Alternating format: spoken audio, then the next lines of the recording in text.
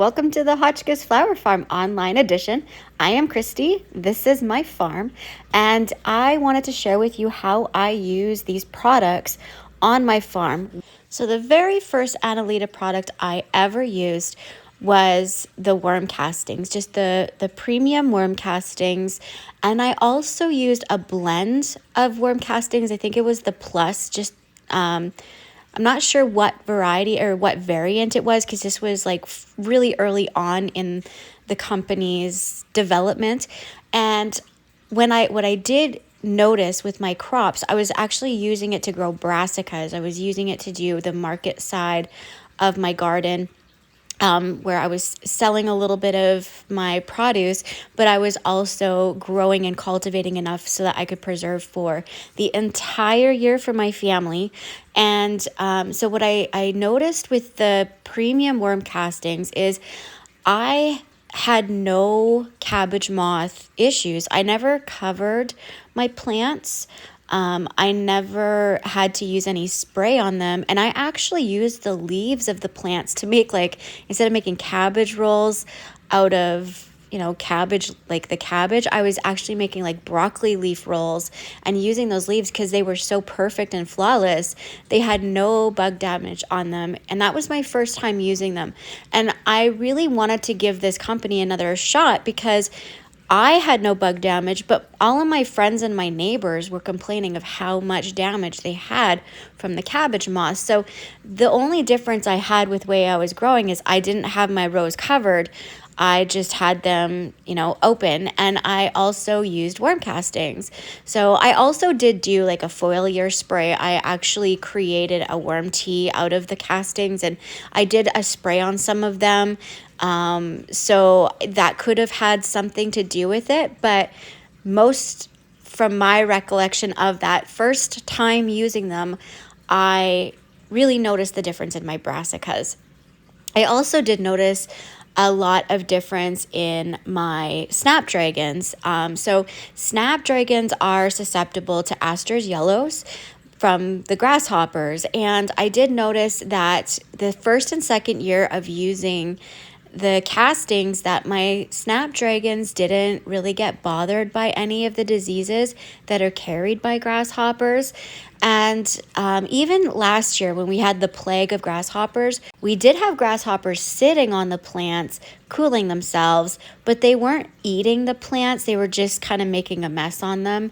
But the plants themselves stayed really resistant to being affected by a lot of the diseases that are carried by the insects in our area. So that was a really big thing for me because snapdragons for cut flowers are a very big cash crop.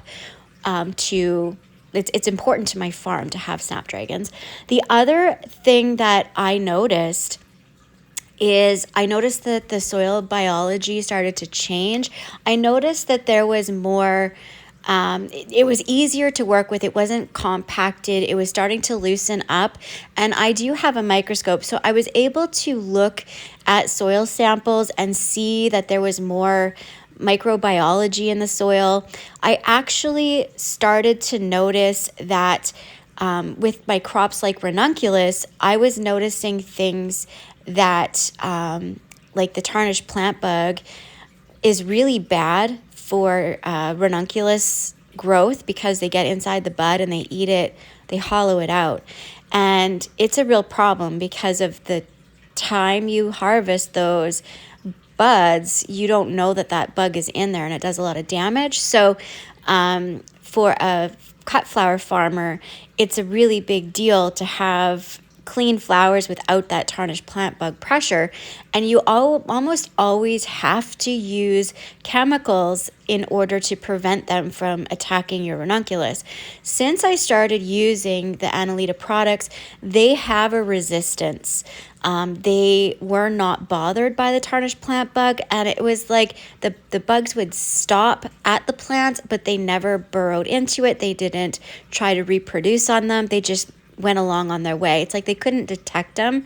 And so that was really great because that also meant that the Brix level was high in the plant. Now, the Brix level, if you're unfamiliar, it is about measuring the glucose or the sugars in the plant. So to get resistance to pest pressure, you need to move those sugars in the plants.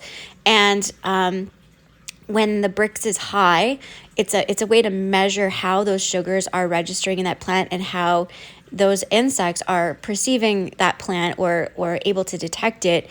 And so the Brix levels in those plants that were using those worm castings, they would reach higher levels of sugars in the plants, which made them more resistant to the pressures of the insects. So that was a really big thing for me because my production went way up. It went over 400% because one, my plants were producing more, and secondly, I wasn't losing as many stems to the pest pressure, and I was able to sell, bigger blooms that are more profitable. When you're selling $4 blooms instead of $2 blooms, it's more profitable. And when that plant is producing 30 stems instead of 4 stems, it's more profitable. So that's what the kind of margins I was seeing my third year using this product. So that was really great. So some of the ways I use these products, I use the worm castings as an amendment. The products the products I'm using specifically this year in sequence, and I'll tell you exactly how I'm using every single product. So the Gold Soil Blend Plus, how I am using this soil on my farm is I am using it as a soil amendment. So I have raised beds, I have grow bags and planted pots, and I have crates. I grow flowers in crates. And so what I'm doing is I'm using this gold soil blend to amend those existing beds.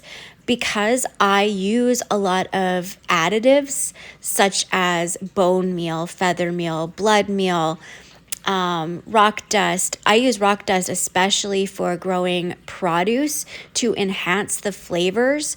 All of the things in this product are flavor enhancers. So mostly what I'm targeting is my vegetable production for selling. So anyone who's getting a subscription of the vegetables grown off the Hotchkiss flower farm, they're receiving vegetables that have been grown in beds that are amended with the Gold Soil Blend Plus. And the reason I'm doing that is because one, I'm trying to have more production, but two, which is actually the primary reason, is I'm trying to heighten the nutritional value in the plants for my consumers, and most importantly, the flavor. So I want to grow tomatoes that is going to knock their socks off, right? I want to grow lettuce that is addicting, which we're doing already, right? Everyone wants the lettuce. So it's how I'm using that product is as an amendment because it's cheaper for me as a farm.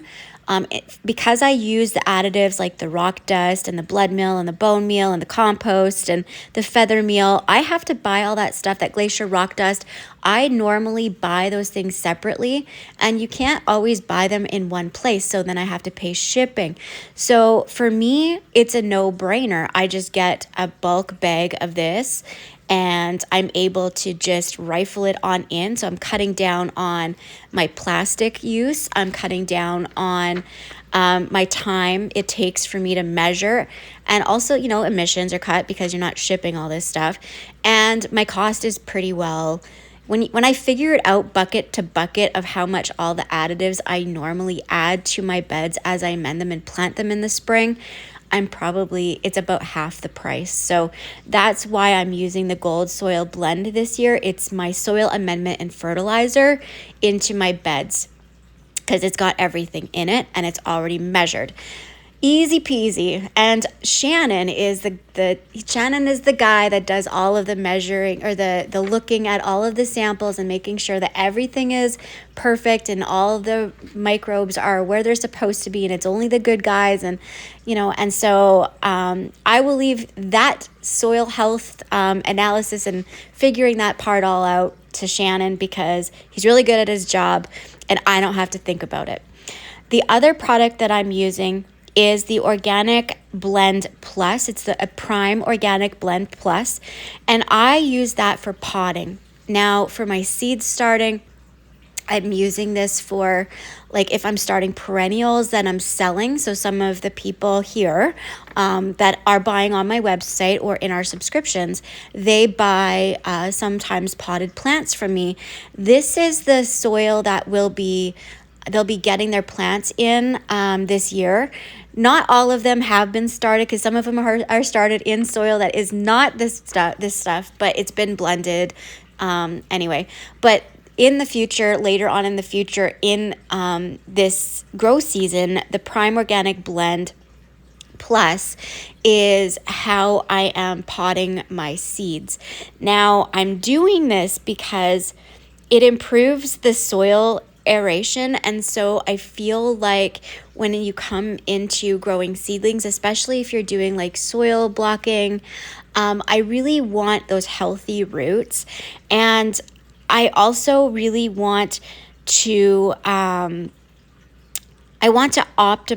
the nutrients that are available to those seedlings so they have a good start. And I don't like starting seeds in sterile mix. It's not something that I've ever really done. I always want those seedlings to have a really good start, and I want them to be exposed to those microbes. And so that's how I've had really great success, especially because when I plant my seedlings out, I grow a lot of crops that are cool season crops, and I follow a procedure that is very different than what seed companies will, tell you should do.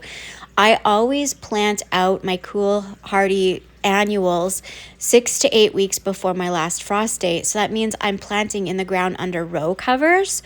And when I use the organic blend, or the Prime Organic Plus blend, I find that because it has a little bit more support, I find that those seedlings do a little bit better when they are faced with the cool temperatures and whatnot. I've found much better luck using products that have the worm casting blend into it. So that's why I'm starting my seedlings and potting my seedlings into the Prime Organic Plus. Now, also, I am using this Prime Organic Plus in the grow bags. So those little black grow bags you can get on Amazon. I'm actually using that for those crops. So I grow things like ground cherries in them, stuff like that. Sometimes I grow watermelons in those grow bags. And so that's what I'm growing them in. The other product that I'm using, just let me grab my list so I can make sure I'm not missing any for you. I do use the premium worm castings. I actually add that to pretty much everything that I do. That is just something I'm adding to my perennials. I just give them a little bit of a feeding. I also will be using the gold plus for my annuals as well. But when I'm planting my perennials, I always add in a good dose of worm castings to the soil at the time of amending. And then also before I mulch my beds with leaves, I usually mulch with leaves. I also work in worm castings into that as well. The premium liquid extract is something that I'm using as a foliar feeding. So the way that I use this, it's basically, it's like a worm tea. So basically the way I use it is I use it to create resistance to pest pressure. So one of the things that I'm finding is that the pests aren't really drawn to my plants, especially the ones that are grown inside the greenhouse. They're not drawn to them to consume them because they're not in distress. Their sugars are too good. The bugs don't really notice them. But they are going there to cool themselves. So the plants themselves, they because they're healthy, they're able to kind of regulate the temperature, and they're cool. So the bugs tend to sit on them and rest to cool themselves. And so what happens is they pile onto these plants, and then they start to, go to the bathroom, and that can stress them out. I had lost some of my crop in my greenhouse that was really, really healthy and had high bricks because they were loaded with the grasshoppers, and they were just sleeping, and they weren't eating the plants or like chewing on them at all. They were just pooping on them and coating them with, their waste. So what happened then is the plants begin to stress out. And then as soon as they started to get distressed, those grasshoppers just went to town and ate them to stubs. So what I'm doing this year is I'm doing a more of a rotation, like a scheduled foliar feeding with worm casting tea, which in this case is the premium liquid extract. In previous years, I would make it.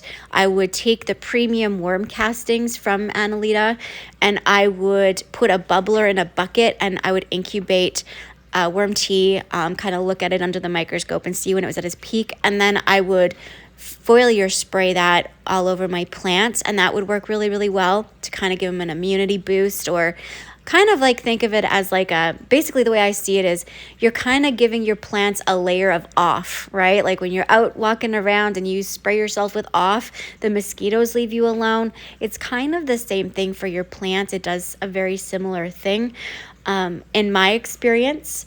So that's what I'm using this year is the premium liquid extract, because then I don't have to make the worm tea. I can just get out there and do it and shave off a lot of time and energy of, messing around. And it's expertly made, so I don't have to figure it out. It's just done for me. So by them, because they're experts at this. The other one I am using that I don't have it on the website, but I do have access to get it, is the super biochar. Now biochar is really great because you can create you can add that to your beds, and it actually helps create a source of organic carbon to your beds, and it actually is a home for those microbiology to live. So it gives you it's like a long-term thing that helps to keep your beds nutrient available for a long period of time. And so the super char is actually already in some of the products. I believe it's in the gold. So it's not really that essential for me to add it to a lot of my beds, but there are some beds like my perennials that I would like to add a little bit more to that I think would be beneficial. I'm putting in peonies this year, so that's something I'm going to be adding to that. The other thing I'm going to try this year for the first time, I have not tried it before, it's the Pet Spot Repair. It's like a kit. So it comes with everything you need to repair your little urine patches on your lawn. And it actually even comes with seeds. So I'm really excited to try that for the first time this year. I have not tried that yet, but I'm looking forward to it.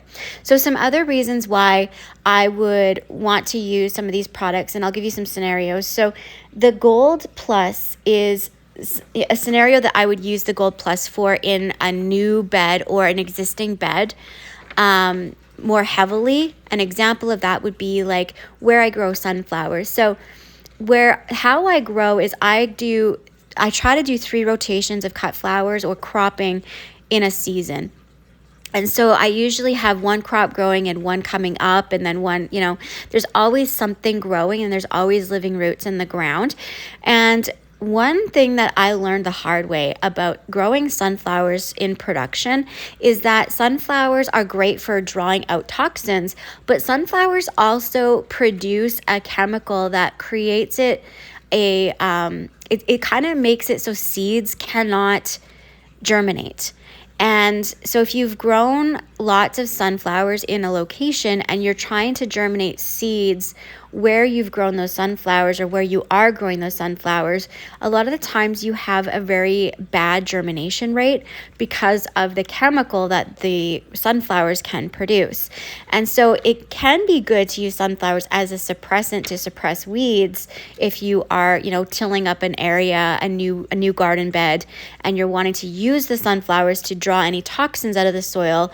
The next step would be to amend those beds with the product of the Gold Soil Blend Plus, so that you could enhance the capability of whatever seeds you've sown in there.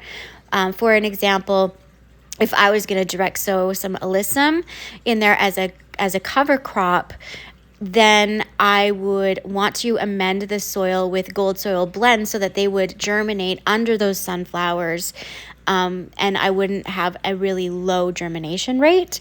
I learned that the hard way with zinnias. I tried to germinate zinnias under sunflowers as my second crop as the sunflowers were becoming ready to harvest, because the sunflowers I get them to bloom in like 50 days to 65 days, and they're cut, and then I need another crop under them to finish out the season. And I tried to do that with zinnias, and I had nothing germinate, because sunflowers are really effective at suppressing germination in the soil of whatever's growing around them. So it was a big learning experience. And so this product is going to be very, very helpful for me to create more productivity and to be able to turn those beds and create more sustainability in having cover crops in rotation with those workhorse crops like the sunflowers that are drawing the toxins out of my new beds, so that I can grow vegetables the next year. And that's usually what I do. I grow sunflowers for 2 years in those new beds to draw out the toxins that are in the existing soil. And then I start amending the beds with products of the Annelida stuff to kind of heavily amend them to get that soil the microbial life and the beneficial life back into them. I do amend with worm castings prior to really hitting it heavy with these other blends, but that seems to be working very, very well. My yields have increased. I have some yarrow. Yarrow is an actual native plant here, and I have variants of yarrow of different colors that are developed for cut flowers. And by using the Annelida blend, I think it was the Prime Organic Plus, I had used on those beds outside, my production of those stems increased over 800% by just amending the beds with the product. And that's a native plant. So obviously there's some things to be desired in our native soil, and doing a little bit of amending is definitely beneficial when it comes to farming and production, and gardening. So anyway, I hope that kind of gives you some direction of what products to use where, how I am using them. There's 1,000 other things I could tell you about how I use them, but this is just off the top of my head to give you some slight direction of what products might be right for you. So I hope that this was helpful. Much love. Thanks for visiting my farm website. Oh, P.S. I should also mention, if you've been following along on my YouTube channel, I had documented a lot of plant losses for 2023, and I also documented a lot of successes with the 2023 crops, and the crops that had been mulched with leaf mulch, amended with Annelida products, and had the mycelium of the wine cap mushrooms installed, or other mycelium from the Annelida products. Those ones had really good survival rate with the harsh conditions, the bug pressure, and they've rebounded beautifully to any pressure that they had on them, and I'm definitely very happy with those yields.